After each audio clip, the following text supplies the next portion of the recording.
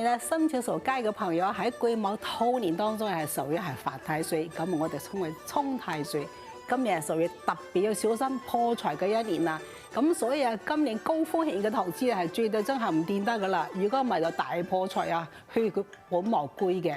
咁所以咧，今年咧就建議大家真係要保住自己嘅份工啊！有好多個朋友今年咧事業運都唔係幾好嘅，有好多想轉工啦，或者係出現好多人事嘅問題，即係話人哋睇唔慣自己啦，咁所以咧產生一個想去轉工嘅人咧就特別多嘅，或者少部分朋友咧就可能會容易失去呢個工作運勢嘅。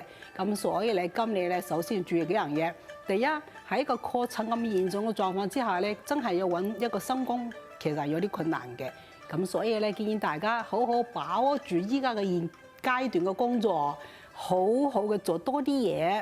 咁咧少講笑話，咁令到人哋咧就容易睇得順自己嘅，咁就容易保得住份工作啦。少講嘢係好緊要嘅一年啦。同埋建議大家真係要化埋太歲，先係平安容易度過呢一年咯。